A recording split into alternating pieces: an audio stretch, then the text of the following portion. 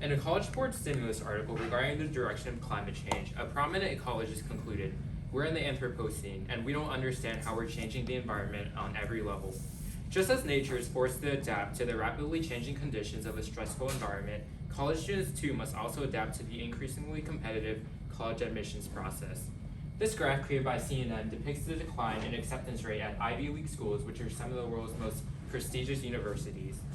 The rapid decline in admission at some of these schools supports the growing trend of the competitiveness and uncertainty of the admissions process.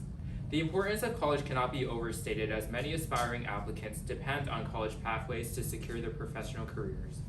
College applications are at the forefront of these goals, which leads to the question, to what extent has the difficulty of U.S. college admissions posed by a social stigma in the 21st century affected the way students present themselves and their application? Good morning, my name is Daniel Nguyen.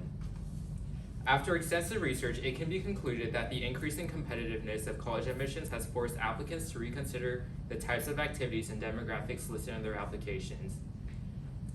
This issue can be viewed through academics, racial demographics, legacy status, leadership activities, recreational arts, and community environment. This chart, created by professors in the Department of Education Policy Studies at Pennsylvania State University, illustrates the importance of typical admissions criteria to various levels of colleges. As can be seen in these first few rows, factors such as GPA, test scores, and rigor are all highly considered across all types of colleges, as evidenced by the high score given here. These criteria are all tied to the relative academic strength of an applicant, which means that applicants whose main focal point is their ability in the classroom can benefit greatly from emphasizing this information in their applications. In addition, this chart also displays in these last few rows that factors such as racial minority status or legacy status are either not considered or are at most an insignificant factor. From this, it appears that students who choose to heavily emphasize this information in their application will receive only a slight boost to their admission chances, if any at all.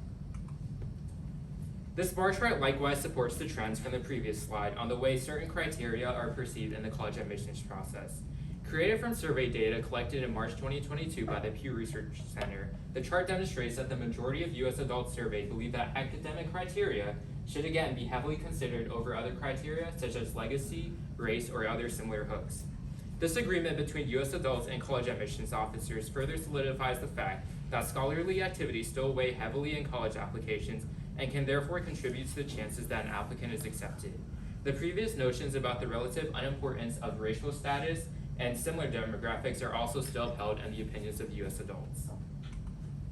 In addition to the academic ability of a student, colleges also frequently highlight the necessity of leadership in what they believe to be a strong applicant.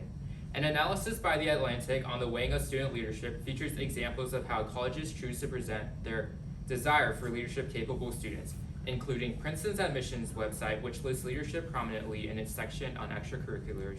We look for students who make a difference in their schools and communities. Evidently, many other colleges, not just Princeton, also highly value the leadership that students participate in. Leadership tells colleges that an applicant is motivated to do more than what is required of them to improve the lives of others in their community. There is also merit attached to the fact that leadership demonstrates a student's dissatisfaction with just being average. It is therefore imperative that students are able to demonstrate instances of their own leadership to meet up to these expectations. An additional school-based activity that is often included in college applications is a student's participation in the arts. Research conducted by Kenneth Elpis, a professor at the School of Music at the University of Maryland, concludes that arts and non-art students were admitted to selective colleges at similar rates. Clearly, the arts have no effect on lowering student admissions rates and can only help them, if anything, by showing diversified interest into other disciplines. The arts are a common and effective way for students to display their talents in other fields, which is always beneficial in college applications as it makes it easier to stand out against other applicants. Displaying artistic talent on an application also has the benefit of allowing students to feel less restricted when constructing their portfolio of activities, enabling them to display the most genuine version of themselves. Although it was shown in the first chart presented that race and other similar demographics have little to no impact in increasing an applicant's chances of gaining admission, colleges still consider these factors in the context of an applicant's community environment. This figure displays an example of the calculation for the landscape score of a region, which is a number that indicates the overall disadvantage of students in that area compared to a national standard. The high overall disadvantage score shown here in the bottom left corner indicates that the community is at a greater disadvantage than most other places. Some of the factors that may have contributed to the score include the relatively low average AP score, as well as the high percentage of students receiving free or reduced lunch. For colleges receiving this information, they may be more inclined to accept students who are able to demonstrate an outstanding level of extracurricular and academic involvement despite the adversity they face. Supplementing the previous example is this chart showing guidelines that colleges are recommended to follow when utilizing the landscape score.